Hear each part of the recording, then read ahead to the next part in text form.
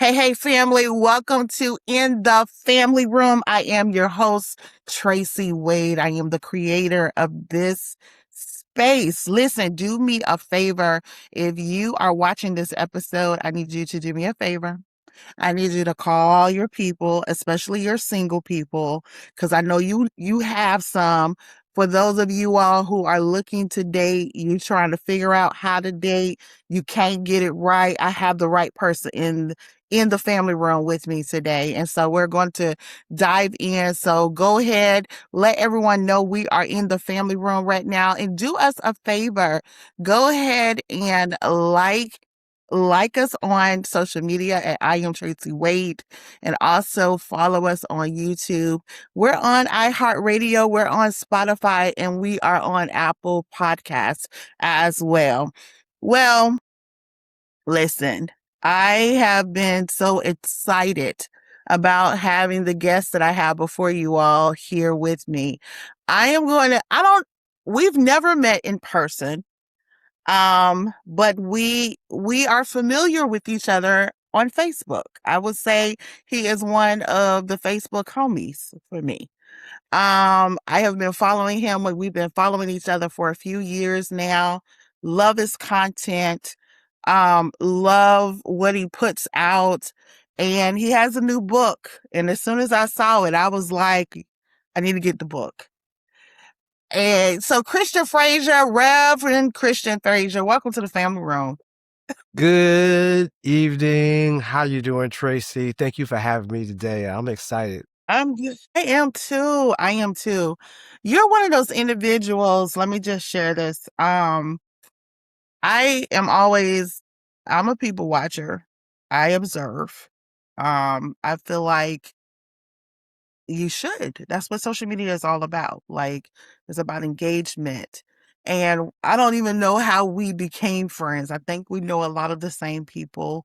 We are kind of from the same area. I don't know if you're from this area, but the area you're in, I was raised not too far from that area. And I don't know. It was just something about your content. I got you confused. I really, honestly, to be honest with you, I thought you were an actor.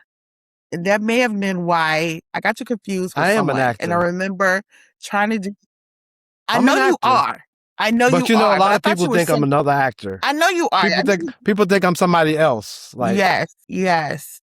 yeah, people think I'm Yes. Stephen Bishop. Um. People think I'm common. I tell people I'm uncommon. But I actually have doubled for Common in a lot of, like, I don't know, 3 different films. So and the funny thing is I actually worked on one film, and then people from the crew, they actually had just worked on that movie with Just Right, with Queen Latifah and Common. And they were all walking up to me and said, Yeah. "Man, you were so good in that Yeah. movie. And, like, you were so great and everything." And I was like, "Thank you." So sometimes I just like, I don't even argue with people. I'm just like, you know what? One lady actually, she thought I was I told her, I said, I'm not him. She said, "Yes, you are. My husband knows you." She walked up and she smelled me. She, "Oh my God, you smell so good." And I was just like, "Yeah, okay, let me just let her smell me so she can get on." So it happens. Wow. Wow. So it happens. Okay, I'm glad it wasn't just me. But I later found. I mean, I knew you did some acting. I did know. I was like, oh, but I thought that you were someone else, and I'm like, no, this is Christian. But as I stated before, I love your content and I love what you're doing. Tell us a little bit about yourself, just so that the audience gets an idea of who I am going to be dialoguing with for the next few. There is so much about me. This like, "Christian, you live like 5 lives." I'm a military veteran. I was married for 20 plus years. I am a grandfather, grandfather of 7, father of 4. I've traveled all around the world. I have gone through a lot of things, a lot of trauma. That's why I wrote my book. I'm a survivor of suicide. Last year, I had 5 operations. I was blind in my left eye, and now I can see. So I've been through a lot of things in my life, and I've been able to take a lot of the traumas and turmoil that I've been through and transform it into lessons, especially relationship issues, because I've been through some great relationships and I've been through some bad relationships. I've been on both sides of the fence as far as, being a great partner and not being so good. So, what I've done is I've taken that information and really poured it out into my writing, and I pour it out into my teaching all the time. People just it's just one of those things. People like real authentic talk, not just some fluff in a book. When it sounds like, okay, this sounds like real. It hit me, it hit me where my heart is at. And I think that that's what people really gravitate towards. Oh, that was quite a bit. I definitely learned some things that I didn't know about you. Because again, we don't know each other on a personal sense, but we follow each other pretty closely. And when you release Swipe Right, I'm going to say this. It was the title that caught my eye first, because if you have ever dated, we have, so many of us have tried the online dating. And so I was like, Swipe Right. Okay. What made you write this book? Why did you feel, and let me tell you, Christian, because soon I reached out to you and I was like, okay, I'm ready to get the book. But then I had to read another book. I'm a slow reader, y'all. I'm a real slow reader because I really like to take my time. And when I finally got the book, I couldn't put it down. It was so good. What made you write this book? Wow.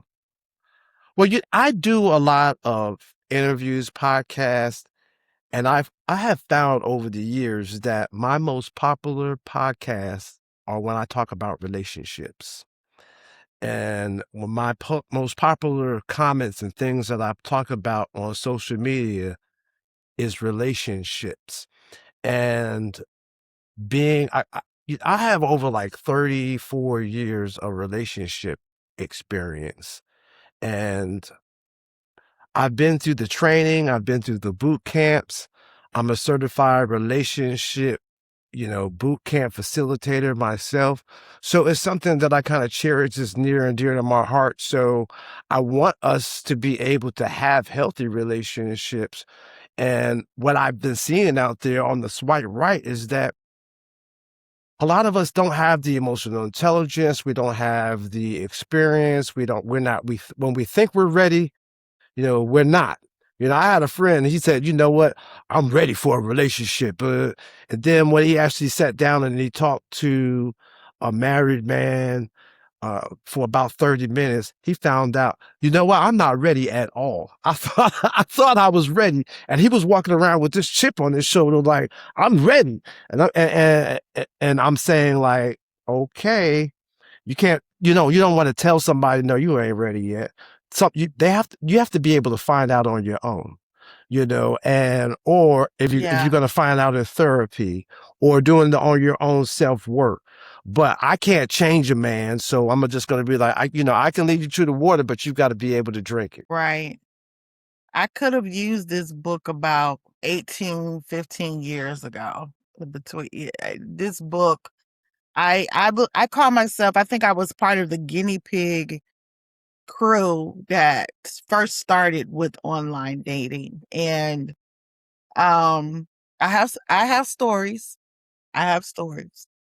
But nevertheless, we could have used this book some We years all have ago, stories. Christian, but I guess you gotta well, I guess you gotta live through some stuff so you can I write could have about used it. this book. Um, I wish like yeah, my yeah, future version of myself had given me something like this like 15 years ago. It would have saved me a lot of heartache and pain. But you know what? What I do is yeah, I take all of the heartache and the pain that I've been through and I look at it differently. Like my first bad relationship yeah, is the reason why I work in mental health. So if I can't give her credit for for spinning me into the direction of writing and and studying human behavior and also transforming it into a lesson, because everybody can, you know, write something, but when you can actually take something and turn it into a lesson, that's the gift. Yeah. Yeah, this is very well written. And I love the philosophy behind what you have shared, which kind of gives more insight of why we behave a certain way. And I want to just go ahead and just dive in. In chapter 0, even your chapters and sections were intriguing to me. But in chapter 0, you said that many people are trying to build relationships using tools that were designed for attention, not commitment. Can you elaborate a little bit more on that? I mean, social media is one. You know, we use social media for attention and everything, and it doesn't necessarily align with attracting a relationship. Also, I tell people I would never put my relationship on social media again unless I was being paid as an influencer to talk about relationships and books and things like that. Because when social media, what it does is it makes an automatic comparison. It does it subconsciously. When you look at somebody's relationship, you make it subconsciously. We're making a quick judgment. Either jealousy is real, and sometimes it's so subconscious that we don't even realize. We see happy people on social media, and then social media is rigged. There was a documentary on Netflix, and it talked about, okay, you broke up from a relationship, you change your relationship status.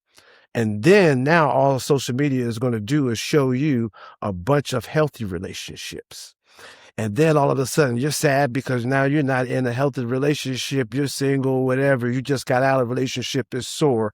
And then they start advertising things that people, you know, who just broke up, here, you want a vacation, you want to do this, you want to do that.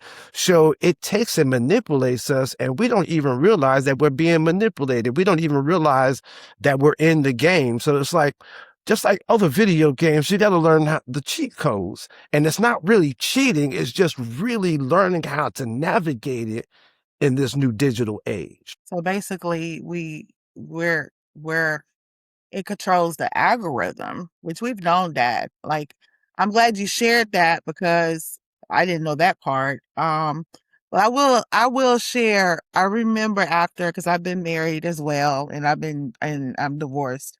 And I remember the first like serious relationship I got into right after my divorce, and you know, I sh- changed. I changed my status to in a relationship. Then it didn't work. Then it didn't work out.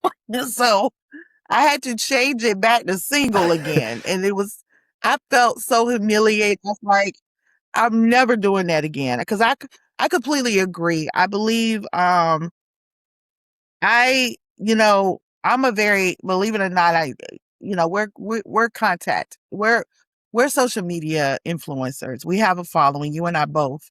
And I put out what I want to put out. There's a there's a there is a private side to my life.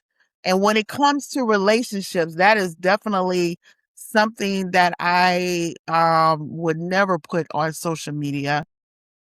I to be honest, I told my like people won't know. They just won't know until I'm married or something. But I feel the same way because I just like I like the privacy. And the privacy is, I've come to love it even more the older I get.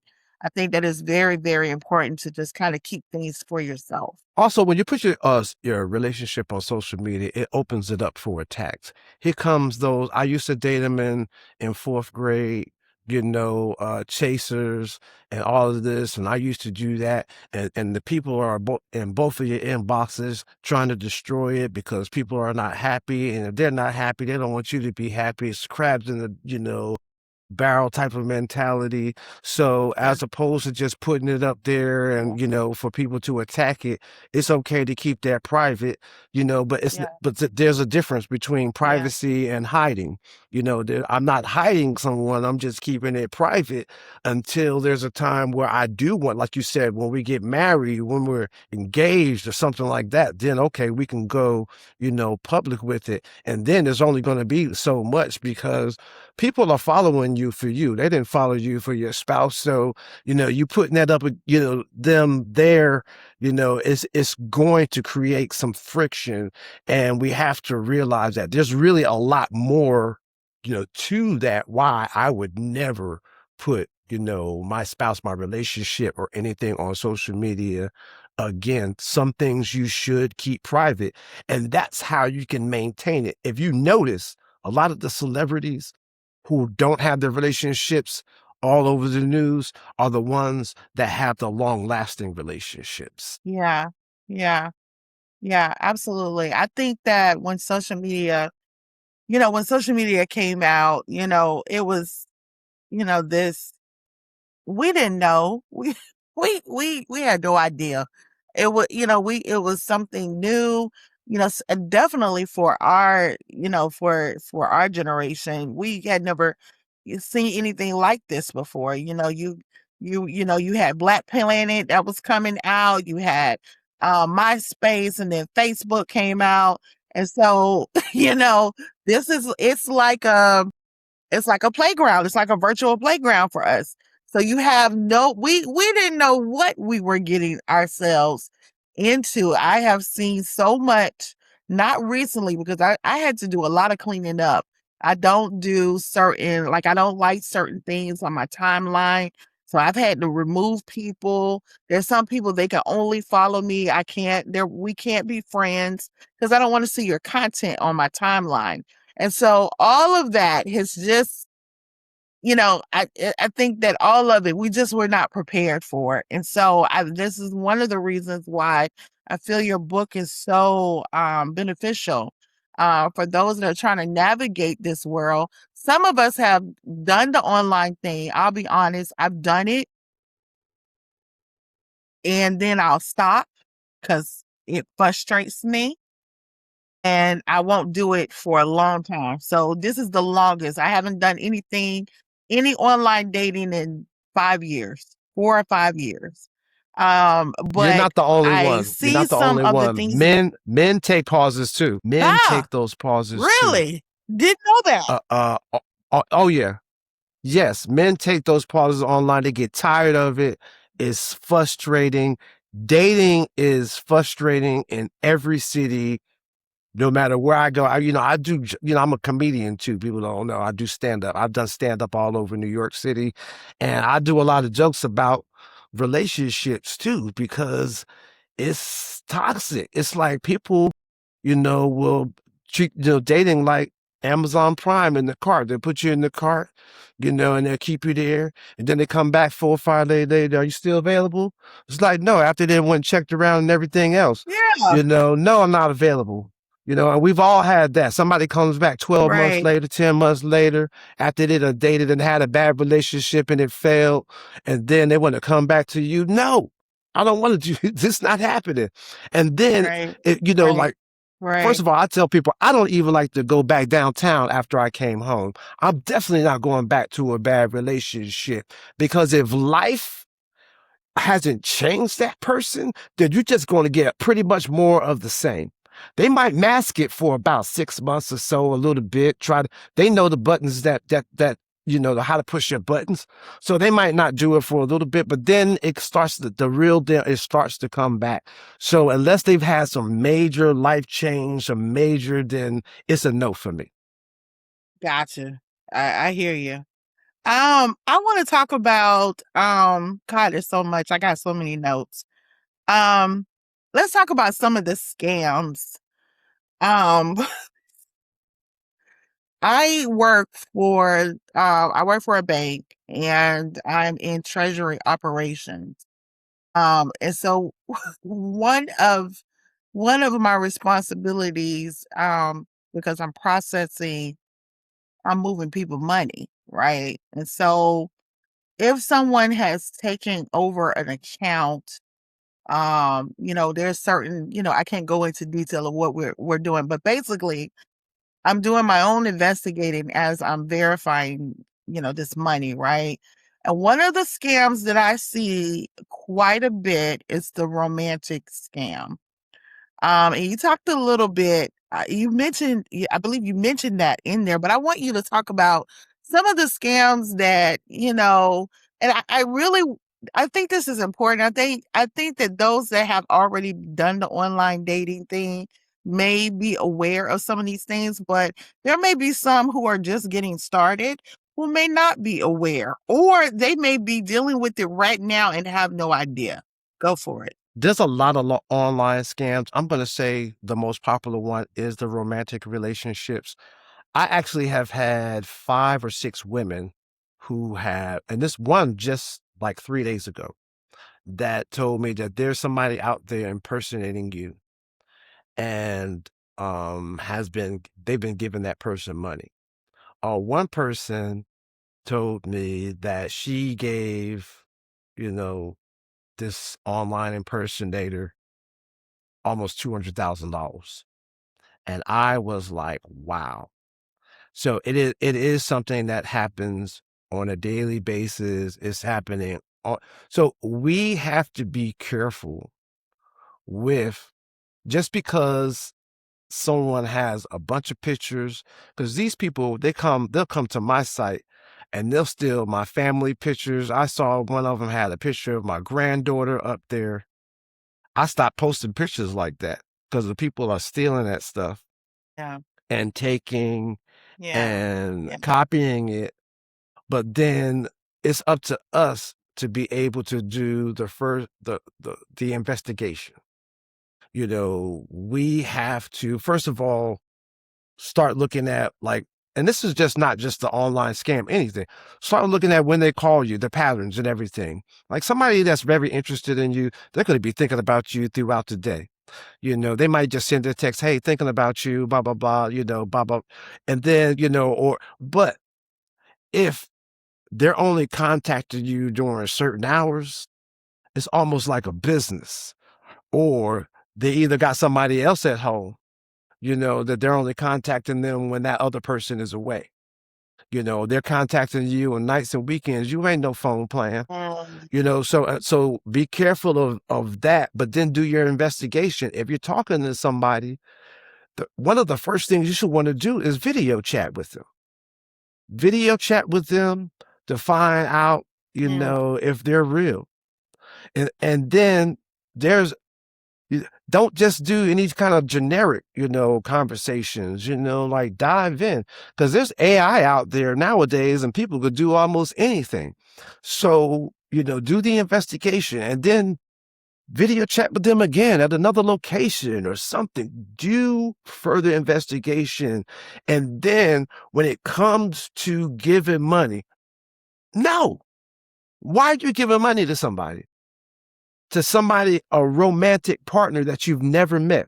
See, the reason why you don't want to give money to someone first is because you give them an opportunity, even if this person is real, you give them an opportunity to fall in love with your wallet before they fall in love with you. They don't know you, but they're all in love with your money, your resources, and right, all of those different things. And you don't even know if this person really likes you for you. So why should you right. invest and give somebody something you don't know? If they can't afford to come visit you and stay in a hotel, then you don't need that person. It's a 50-50. They should be I investing, feel like you should be investing. I And feel, if it's, sometimes I get it. Like, give example, you might make more money than the other person, right? So sometimes you might have to fly them in or whatever if it's long distance. But on that initial trip, they ought to be able to take care of that themselves. And if they can't, then what are you doing with that person? do you find that more men or women are finding themselves as victims as it pertains to the scams, the romantic scam? Is it more women who are falling for the okie doke, or is it men, or is it both? What do you see? It's both. It's both. I see men falling for it, sending money. I see women falling for it, sending money. And the problem is that we are in before the pandemic. The CDC declared that we are in a loneliness epidemic.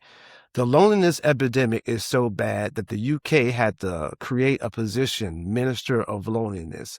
It actually affects 60 plus million Americans, and it's actually linked to killing more people. It's deadlier than smoking 15, cigarettes a day, and it's killing more people than cigarettes and cars. Loneliness is changing people, and when we get lonely, we become desperate. And then what happens is that we start ignoring the red flags. Somebody shows us a little attention, then what happens is chemicals actually get released in our body. And the chemicals get released in our body help us to kind of ignore those red flags. We have to train our brains to stay focused on those red flags, even during those initial stages. And when it's all the chemicals are released and we're feeling good, but we still have to say, you know what, let me keep my eyes open for any red flags. Because what happens is that red flags happen in the beginning, and when we don't pay attention to it or we excuse them, then they start to say, okay, I can get away with this, and I start doing more. And then the red flags gets us all over the place. You just have a toxic relationship because you started letting stuff slide. Don't let stuff slide, not even in the beginning. You don't have to be like abrasive about it, but you can talk about it. Like, you know what? This reminded me, I was triggered by what, you did, and it made me feel a certain way. And, I wanted to let you know because, you know, let's talk about it. Like, can we change the behavior? Uh, can you be observant of that? And it's not like a person has to walk around on eggshells, because you have that where other people try to make you walk around on eggshells. No, when you're talking about setting healthy boundaries and setting like a healthy conversations and a healthy relationship, it requires conversations that sometimes are uncomfortable, and we don't like to have uncomfortable conversations in our relationships early on. And unfortunately, it's necessary. Yeah, I was gonna reiterate that. I think that sometimes, when I first was years ago, I'm not wired this way now. I was a little more timid about requirements or things that I wanted. I felt like we weren't further enough into the relationship. Like, we were still getting to know each other. Like, I didn't feel like I had, like I had the right to ask them to, to accommodate certain behaviors or to shift certain behaviors. I'm not wired that way now. I don't have a problem with being vocal now, but um that is I don't. In a loving But a way, lot in of a us in do, a and in a we and this and respectful it way, comes, in and a we way had to that's learn this. We had to learn that behavior. I mean, it doesn't come automatically with a lot of yeah, people. It's like, okay, because sometimes we yeah, feel like yeah, asking yeah, is abrasive and it might push that person away. But if it yes, does, then yeah, that person is yeah, not the right one for you yeah. anyway. I If think you have to hide your feelings correct, and and hide that's how what they're I making you feel, you don't need correct, that person. correct, correct, and that, unfortunately, it took me to, get older and wiser to see that. When you get older, I think for me, I think dating is a lot easier today than it was back then, because I'm very clear on what, for me, I'm just saying me, I'm very clear on what the standard is for me, or like what I require or what I need to see from the other person. Um, that vetting process that everyone should go through. I think everyone should vet. I didn't vet. I'll be honest. I was just out here, you know, catching frogs. I don't know how to say it. I'm vetting. I'm telling you, So like I'm going all down to social media. yeah, now I Like, give know. an example. Like, you can watch Yeah, somebody's social media. Go down their social media. It'll let you know how they think. yeah, It'll let you know all about them. If you yeah, want to learn about them, you can, like, if you go on my social media, you'll find out, oh, he likes to eat out. Like, he likes to do yeah. this. He likes to do that. It's not like you're snooping. First of all, it's on social media, so people put it out there for you to see it anyway. It's not like it's okay to be a little nosy. Let me just stop. It's okay to be a little nosy, especially about somebody that you're interested in. So do the research, go down there, do the vetting, Google the name, Google their name. Find out if it pops up anywhere. Hold up now. It's a news story out there about that person. Like, do that vet, Right, and right, and right. you're gonna Do your save due yourself a lot of time, do your due because and diligence. then you can take a picture. You can take Yes. somebody's picture. Don't just Google the word. Take the picture and Google them. That's how the women who got scammed found the real me. And the women who Ah, got scammed found the real me, and all 5 to 7 of them are still following me this day. I'm tired of that bad experience, and it was a horrible experience, but I found the real you, and we're going to stay connected. So because awesome. they Googled the image. That's a great tip. That's a great tip. Um, what is hotation? Can you what is that? What can you elaborate and That was explain one of to my the favorite. people? It's like hotation. People Okay. don't realize hotation. I know, and this is a word that came together when I was in New York City, when I was back, I think, in 2017, 2018. And what I started noticing, that people were in these sexual rotations, these dating rotations, and didn't know it. Like I was saying earlier, like, are they only calling you during business hours because they can't talk on the phone when they're at home? They're only texting you during business hours because they can't text you while they're at home. They can't text you on nights. They can't text you on the weekends. I had a girl, and I was like, I started realizing something. You only want to go out on Wednesdays. We got like a standing Wednesday thing going on like that. Like, who was the Thursday, Friday, Tuesday people? Like, what's going on there? Like, start Yeah. paying attention to patterns, and you will know that you're wrapped up in a hotation. And because people will have somebody for Monday, Tuesday, like Scissor said, Thursday, Friday, they have somebody for the weekend. Somebody will have somebody to pay their cell phone bills, somebody to pay their electric bills, somebody to pay the car notes, somebody to pay groceries. They got like all 5 infinity rings, so like, unless you don't want to be, and guess what? If you know it and you okay with it, that's fine. But a lot of times Right. we're in the rotation, and we don't even know it. So when you start paying attention to those patterns a little closer, start noticing, you know what? I'm not the only one. It's really easy to tell if you really slow down and pay attention, and also pay attention to their actions. Do they invite you to think? Do they even talk future tense about you? That's an important one.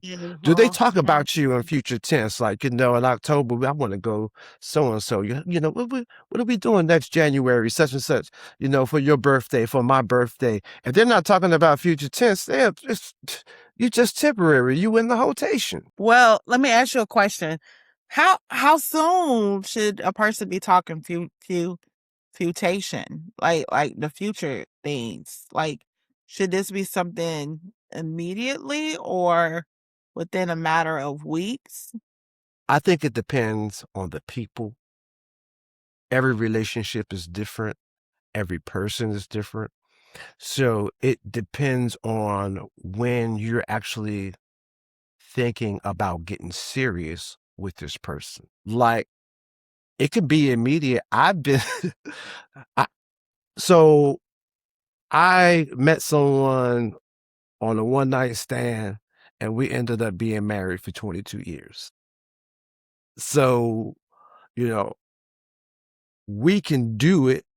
And I can say, and I've been there where I said, you know what, immediately, like we went out on a couple of dates and I'm like, I don't know who you've been dating or who you've been messing around with, but call them and text them and let them know it's over. Like we ain't playing, we're gonna make this like exclusive if you're all right with that, you know. So like sometimes it's done in second or third date, but you know what, if you're not sure, then wait. It depends on when you're Yeah, sure and when that person is sure, and that's it. And it comes with a conversation. gotcha. Absolutely, absolutely. I want to talk about the emotional traps. You mentioned the illusion of in-file options, the perfection profile, this disappearing act, which I've had my share of, ghosting is what we call it. Emotional speed run, imperfection, and fantasy. Can you elaborate?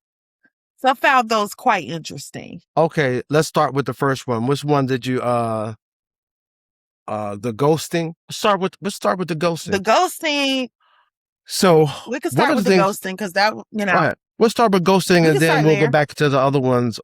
People will ghost you a lot of times because, well, first of all, there's a lot of us that are just emotionally unavailable. You know, we talk a good game, we can go out, we can have a good date, we can have a good night, you can have a good weekend with that person, and then boom, nothing. Because they're afraid of commitment. They want no commitment. They're just emotionally unavailable. They're not being vulnerable. It's just not happening. So, as opposed to just being man enough or woman enough to tell you, they'll just stop talking, stop answering the phone calls, stop texting. They'll ghost. And because I have a friend that he talks about having the greatest experiences, you know, over the weekend and then not getting the phone call. But then a month later, gets a phone call like, the reason why I ghosted you Ain't nothing because happened. I felt myself falling in love with you. It was like instantly. And it was like I wasn't ready for that. I was not ready for this weekend. I was not ready for this night. I was not ready for this encounter. And then all of a sudden you came along and then boom. So as opposed to letting myself fall in love, I'm gonna just ghost you.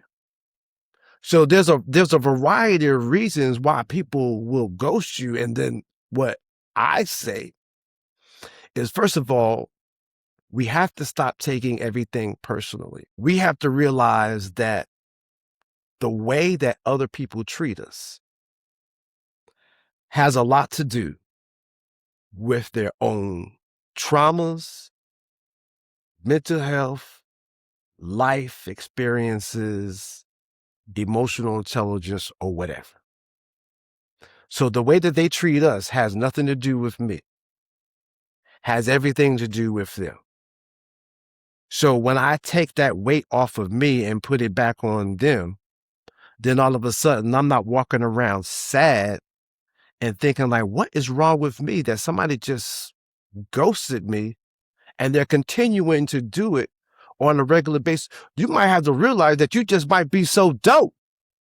You might be so amazing that there's a lot of people who just can't handle you. They can't handle your energy.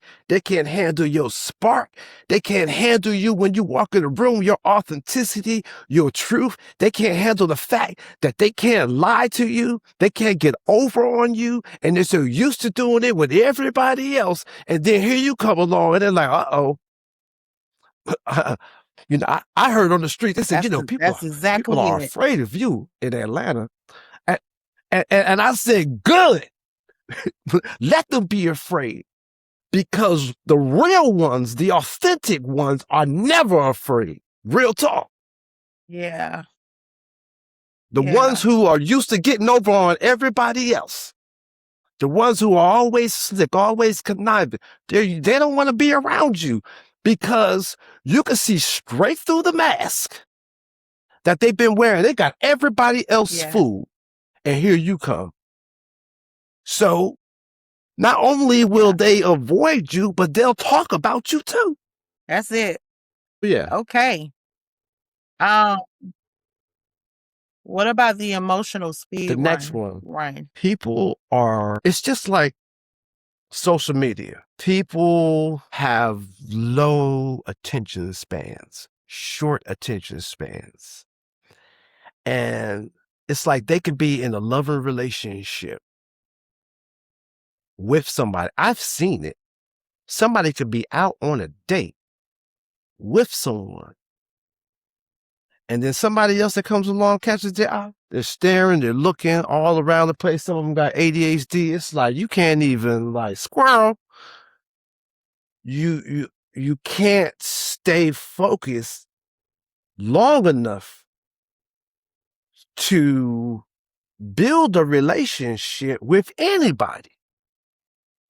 It's like you have the and a lot of us have these oil change relationships every 3 to 4 months. And it's that emotional speed dating roller coaster that we go on. It's like, okay. And a lot of people are always looking for the next best thing. You could be in a relationship and still looking, still considering options and everything like that. And you're not really giving your all to that relationship because you're entertaining everybody else. What are your thoughts on dating multiple people, or getting to know multiple people at the same time? I think that is healthy. I think that it's healthy to communicate it too.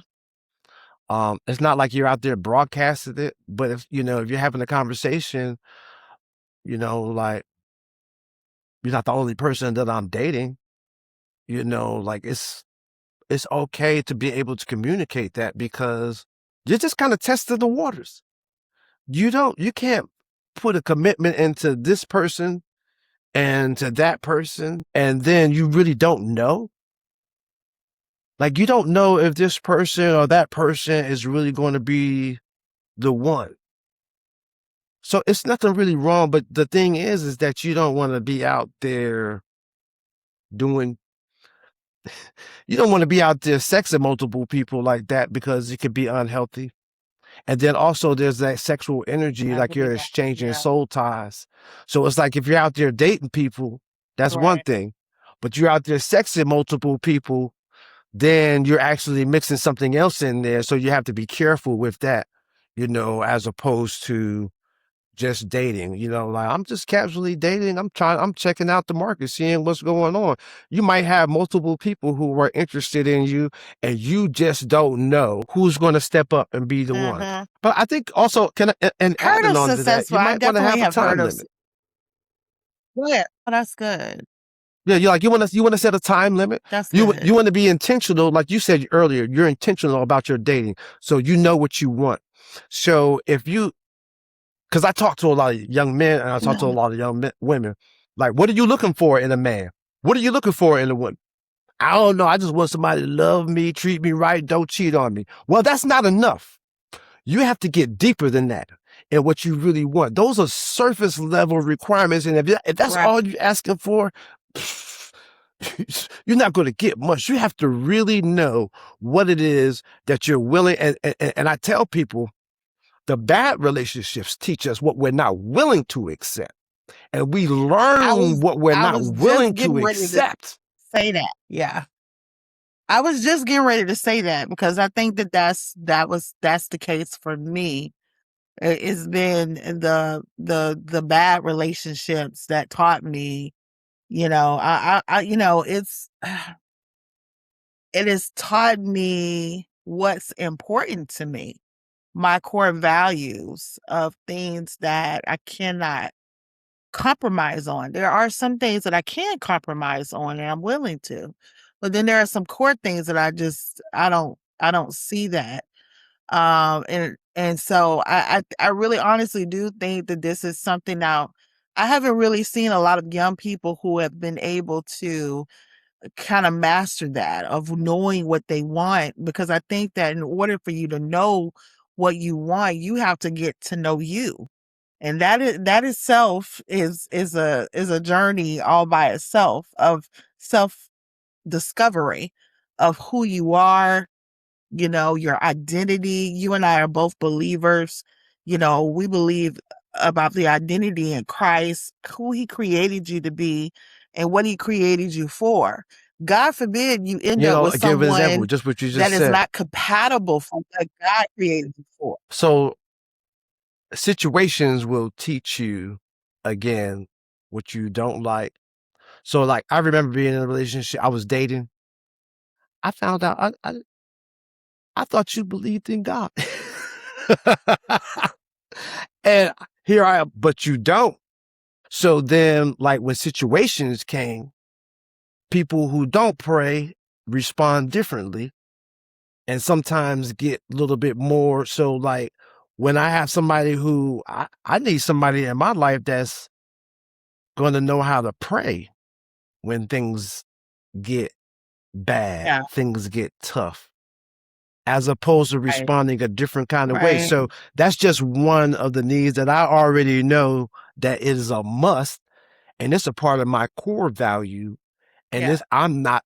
It's a yeah, non-negotiable. yeah. So I you can do the actually talk process about of the elimination by if they don't meet your core values, that's it. yeah, Because if you yeah. don't, And you're I going talk to about that. create I'm some not mental trauma. now I'm not the expert. I'm not the expert like you.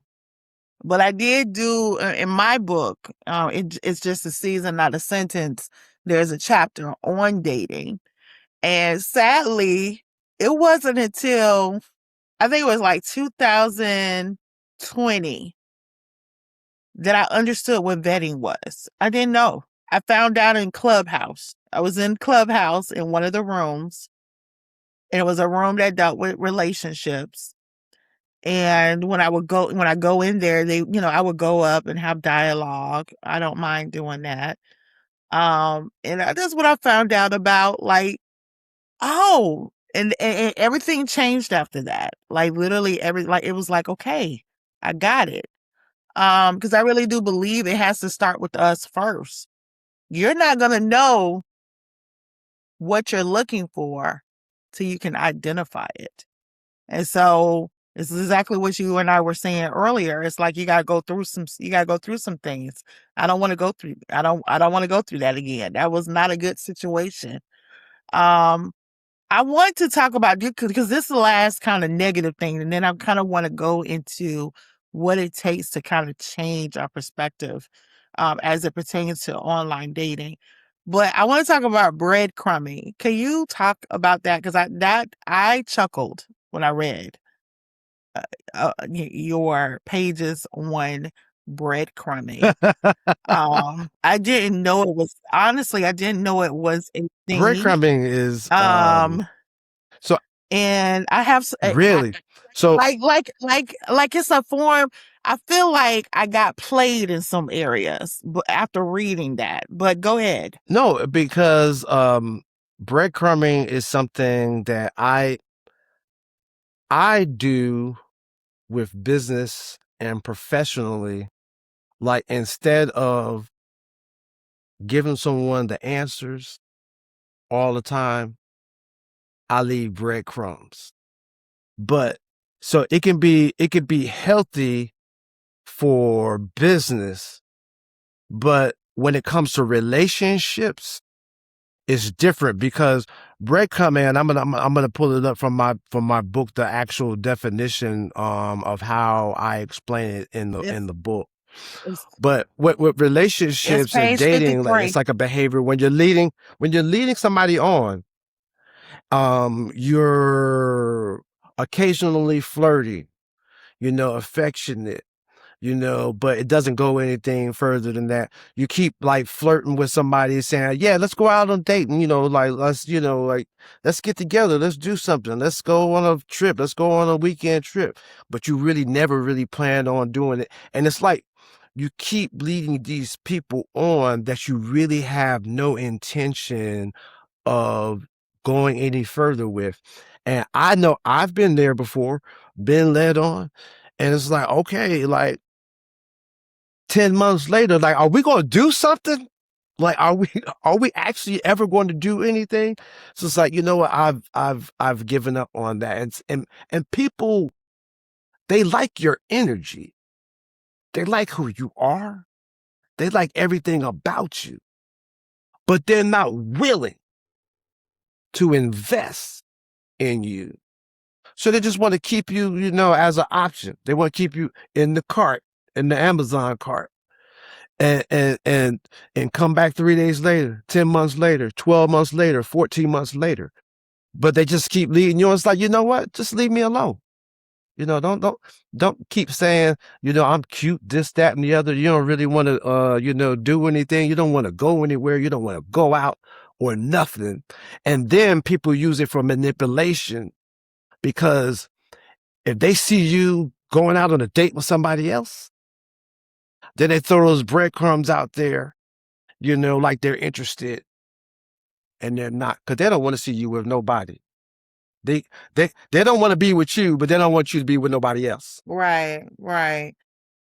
What I began to think when I was reading what you had to say about breadcrumbing, and I think I'm not sure if you used this as an example, but um I think about the relationships where a soul tie has been formed, and maybe you go in your separate ways, and you know it didn't work out for whatever reason. They didn't want to they didn't want to commit, or they didn't want to be on the same page. And but then they start liking all your pictures, like months later. They start liking all your pictures. They start stalking your stories. Like, I've dealt with that. Like, people, I just had someone I about deal with that all the time. about a week ago, as a matter of fact. Like, this person has been canceled for years, and it is like clockwork. Every few years, he will pop up out of nowhere, and it's always a different name, because he's not a friend of mine, but he'll start following me under another name, or liking all of like the whole liking of my pictures. Like, you done like 20, 30 of my pictures. That is annoying, and that is a That's a red lot. flag for me. That's annoying. And It, it it it's is a a red lot. flag, because they're doing it intentionally to get your attention, as opposed to just being direct and saying, Correct. and just saying, hey, how you doing? I've been thinking about you. It's very passive Right. aggressive. Like, just come out and tell me what you're thinking, what's going on.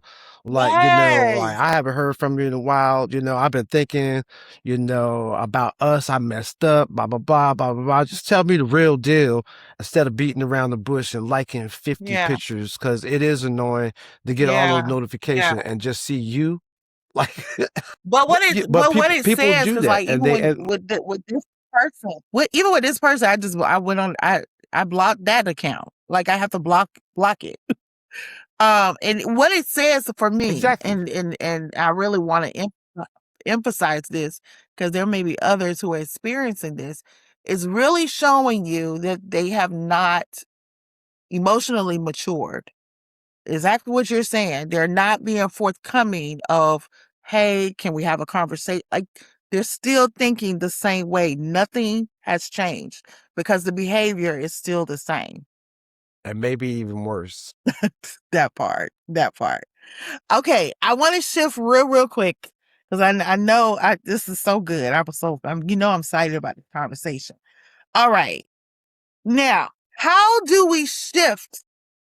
How do we heal from these old ways of like let's dive into that a little bit because we got all the red flags. We realize there's some things we haven't been doing some things right. So, um, how can we set communication boundaries early? And let's say, you know what? Let's say for myself, I decided, you know what, I'm going to try online dating again. So what do I need to do? What are the boundaries that I need to put into place? Well, first of all, I think it comes with a lot of self-discovery, as you mentioned earlier. You have to have a lot of self-awareness about you, what you want, what you don't want. And then when you're going back online, you just be intentional about, what you're willing to accept. And a lot of that, comes with your profile. Like when you write in your profile, like a little bit about you and stuff like that, I I discourage people from writing a laundry list of things that they don't like. It's negative. It sends a bad message. The people are like, I don't like this, that, and the other, and stuff like that. You're probably not going to get even the good ones, because a good one's going to look at that and be like, nah. But what you do is you be intentional about who you are. I'm a person, I respect emotional intelligence. I love to be able to communicate. I don't like surface level conversations. I like to really dive in deep. I like to learn a little bit more about you, who you are. Like I'll give an example. I was interested in this young woman in Texas, and she was a CEO of a organization. And me studying human behavior, and I was just like, okay, you're a CEO, you're making decisions all the time, everything like that. You're like the boss. But, understanding that person's personality, I'm pretty sure when you get off of work on the weekends, you want to relinquish control, and you want somebody to say, show up, we going to dinner at 7 o'clock, this, that, and the other, and not really have to make decisions and just kind of let your hair down. And what she told me, she's like, wow, like you understand me more than people that I've known for 15 years. And she said, you know what? We really just want to be understood. And then I added on to that. We want to be understood and still loved. Yes. So being intentional, knowing who you are, and then also learning other people.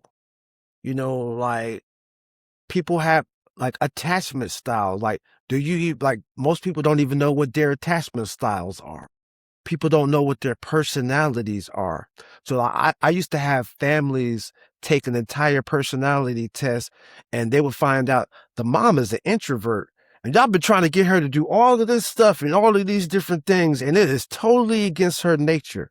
So even with couples, I tell people like, what's fun? To actually take like a relationship, like a personality test, and find out who you are and find out who your other person is. So like when I worked for AT&T and GE, these major corporations, they made us take this class called DISC.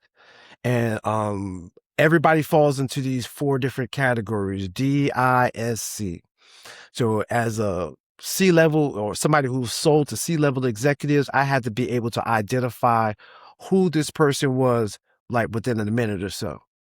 But then when I took the course, the guy said, this is not something that you could just use for work.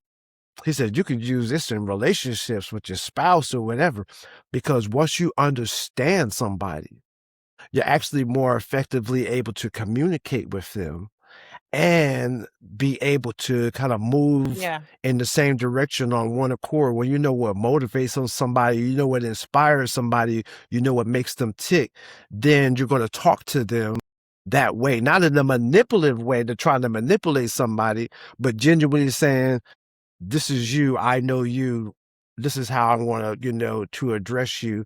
And you can and that's how you generate a closer relationship with the people that you are going to be out there dating. Now, on the other side, I've been out there dating and observing behavior. And I was telling this young lady, like, I read people, like, if you don't mind.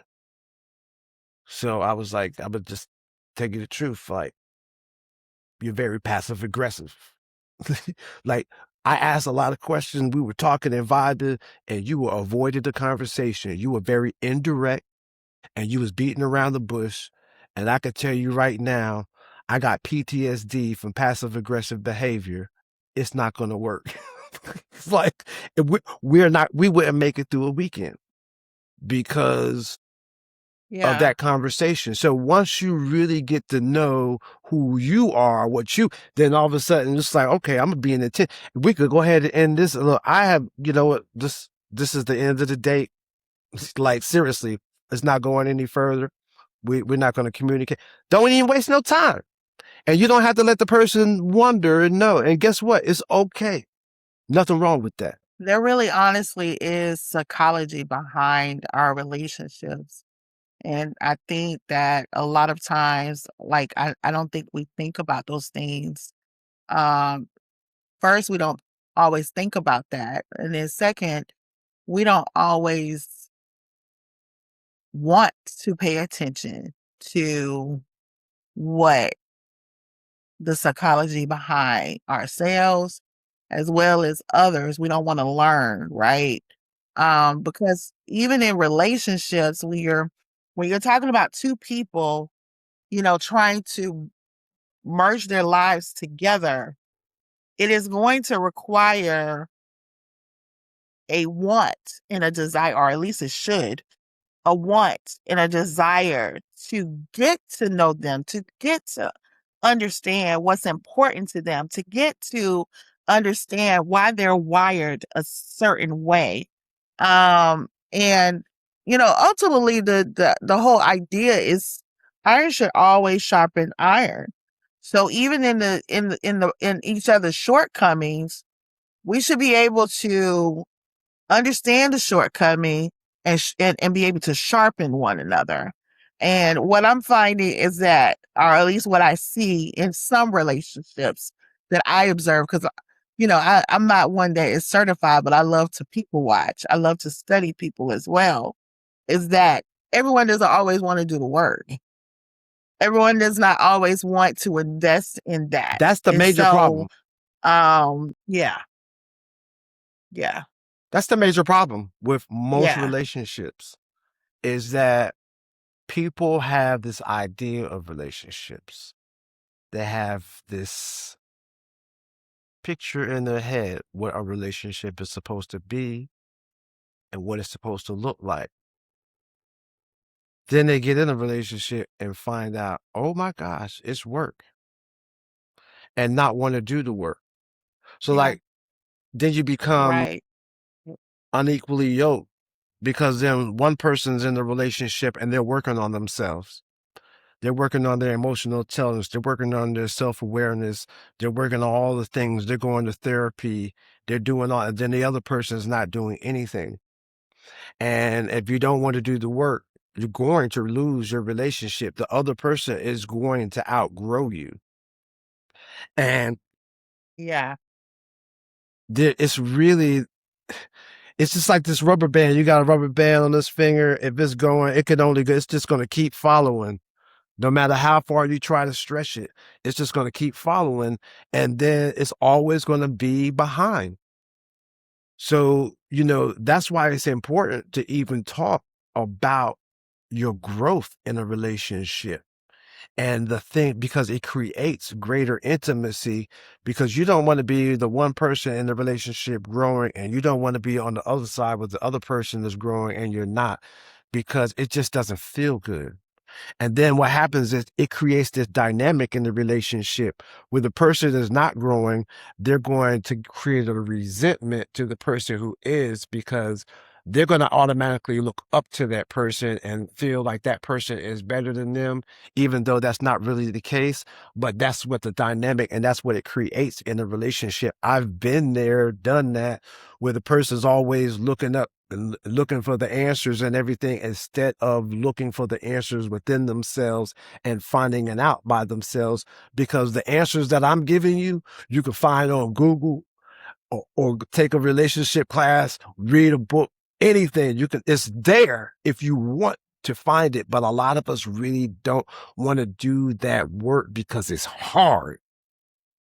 Love takes a commitment, and it takes hard work. And a lot of people, we just want to get the surface stuff. We want to schedule dates, vacations, go to the movies and all of that kind of stuff.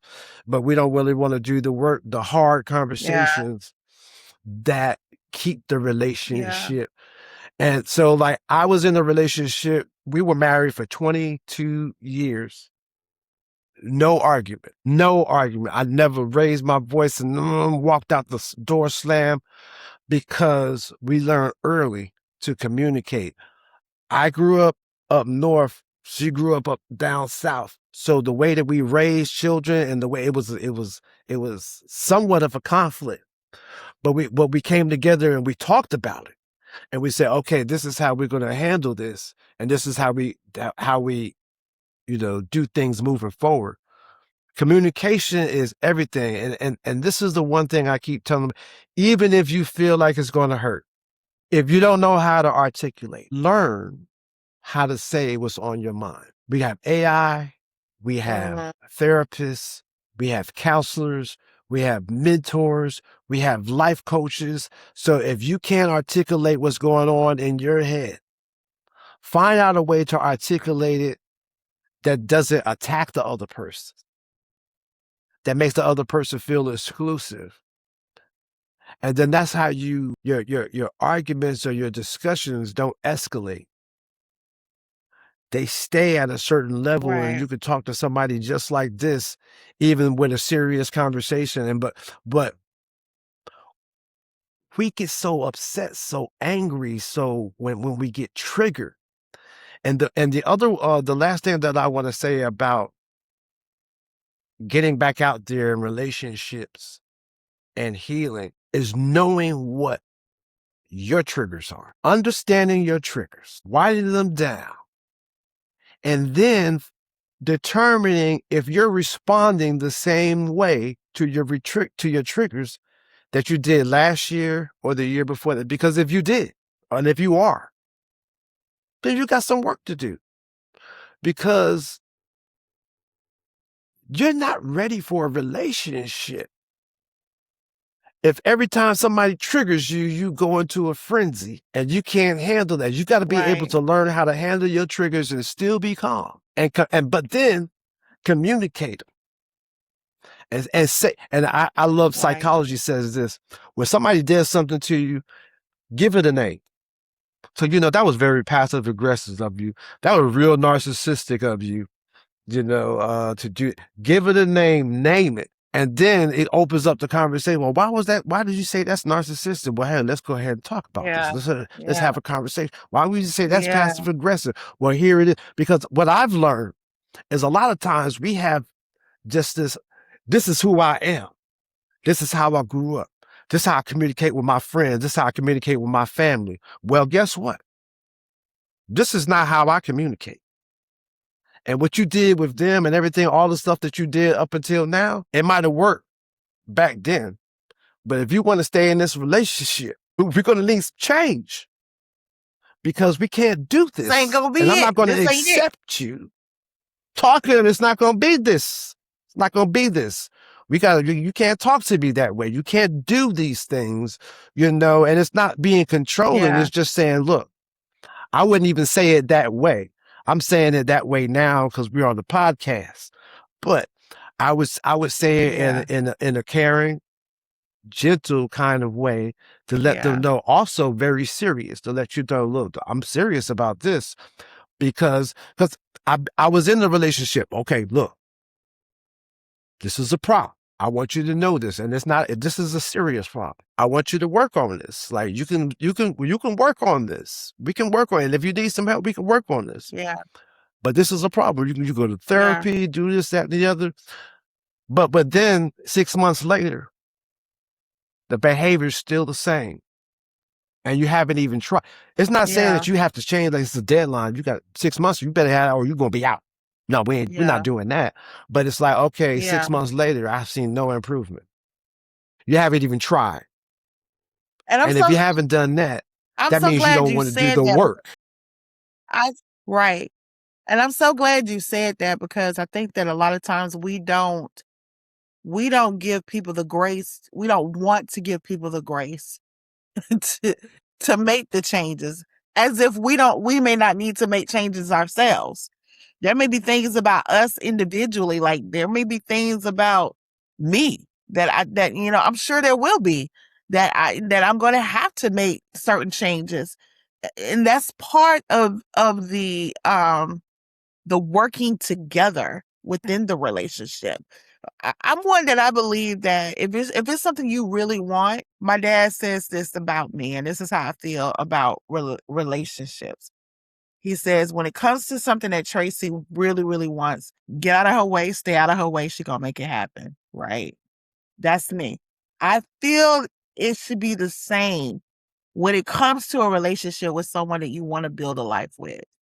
Like you should want to do the work together so that you can grow, so that you can be better. Um, it's difficult. It's You like should. hitting a brick wall when you're dealing with someone who We also have this. refuses So when we, to when, accept. sorry about that. The, the, That's the okay. problem is also that when we became single so long, when we're single for so long, we have this single mindset. And we have to realize that we have to transform our single mindset into a dating mindset. Some of us do the opposite too. We're dating and we got this single mindset and we're dating. We're out there doing all the things, staying out till 3, 4 o'clock in the morning, and all of this stuff. And because we still have a single mindset, so we have to make sure that we transform our mindsets when we transform our dating statuses, because it's so easy to stay in that single mindset. I'll give you an example. A friend of mine was over at, he spent the night and she got up and cooked breakfast for herself. She didn't think about cooking no breakfast, for him, because she's so used to cooking breakfast for herself. It was like, well, I guess you figure it out yourself. Right, right. Like didn't even ask, like, would you like some breakfast? You want to, like, me, I'm gonna automatically You want fix some it. If you don't eat cereal? it, I'm gonna eat the rest of it myself. Hey. I made some cereals, anything, bought some fruit. But the fact that That a is lot of times definitely, you just yeah, sometimes we get so focused in that single mindset that we forget. And I see that happen so often, and we have to learn how to flip that switch. that's good. That's real good. I think that, especially for those that are wanting, because, there's some people who are single and they're dating. That's just all they want to do. They're not looking to get married or maybe looking to get remarried. I don't, I don't think that, if you want to get married, you can't be the wife when the wedding takes place. Like, I'm gonna say that again. Or You you can't. can't be the Go husband ahead, say that when again. the wedding takes place. I am going to say it again because people need to understand if you want to get married or if you want to get remarried, you can't be the wife after you say I do. You have to already be the wife. You have to already have the mindset, the characteristics, the attribute of a wife, meaning you're moving like a wife, you're thinking like a wife. The same thing as a husband. And so I think that I'm sure this is one of the reasons Except for the why there's fact such that a you don't want to breakdown. do Except for the fact you don't want to, you should, it's the mindset of the wife, it's the mindset of the husband, but not the servitude of the husband and the wife before you get married. You don't want to be doing all the wifely duties and the husbandly duties when you're not really married Right, right, right, because right, it's right. like you're not Right, right, wait, right. Yeah. you Oh, yeah, gotta, yeah. wait till Absolutely. you sign I, the lease. Wait till you yeah, sign the mortgage before you move yeah. in. Of course, of Like course. take it I'm easy. yes. I'm But you're referring to right the. though. You've got to do it. I am. Yeah, I am definitely return. I'm referring to mindset. Trust me. I'm referring to mindset. And I thought about that I when just you want that gave that audience to know example. because It's some like, audience be like, nope, not not. They'll yeah, take it and run with it. yeah, yeah, definitely the mindset, the mindset. You definitely want to, don't do it until you're married. Well, I want to say thank you for being in the family room with me. Where can everyone find you if they want to follow you? Listen, get this book. I know you can get it on Amazon. I still got to catch up with Rev so that he could sign my book. I want to, I want a signature on my book. It's so, so, so good. I promise you, you will not be disappointed. I'm But I want to coming. know if you could share how everyone can find you and where they can follow you at all of your social media. You can look me up on Christian Frazier Elevate on TikTok, Instagram, and YouTube. And I got a lot of life coaching and relationship content coming out. I have the audio books coming out online and just a lot of, I'm in the studio making content all day today. So Wow, I love it. I love it.